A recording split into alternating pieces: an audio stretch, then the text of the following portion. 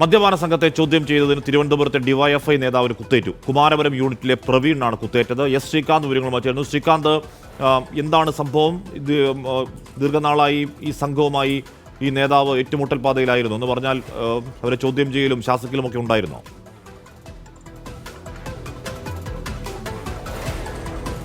ഈ ലഹരി സംഘത്തെ കൊണ്ട് കിടക്കപ്പുറതി ഇല്ലെന്ന് പറയുന്ന അവസ്ഥയായി കഴിഞ്ഞു സംസ്ഥാനത്ത്. അത് പല സ്ഥലങ്ങളിലായി ഇത്തരത്തിൽ സംഭവിക്കുന്നുണ്ട്.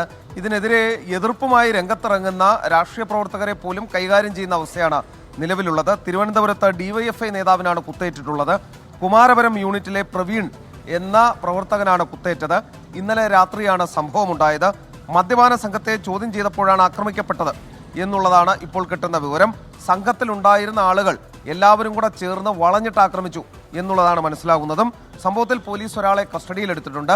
മെഡിക്കൽ കോളേജ് പോലീസാണ് ഈ സംഭവം അന്വേഷിക്കുന്നതും. അതായത് തലസ്ഥാന നഗരത്തിലാണ്, നഗരത്തോട് ചേർന്ന് കിടക്കുന്ന കുമാരപുരം എന്ന സ്ഥലത്താണ് ഈ സംഭവം നടക്കുന്നത്.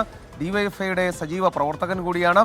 അതായത് രാഷ്ട്രീയ പ്രവർത്തകർക്ക് പോലും രക്ഷയില്ല, കൈകാര്യം ചെയ്തിരിക്കും ഈ മയക്കുമരുന്ന് മദ്യ മാഫിയ എന്നുള്ളതാണ് വ്യക്തമാകുന്നത്. ഓക്കെ, കുമാരപുരം യൂണിറ്റിലെ അംഗം പ്രവീണാണ് കുത്തേറ്റത്. മദ്യപാന സംഘത്തിന് കുത്തേറ്റതാണ്. അവരുടെ ഈ ചെയ്തികൾ ചോദ്യം ചെയ്തതാണ് അവരുടെ പകയുടെ കാരണം.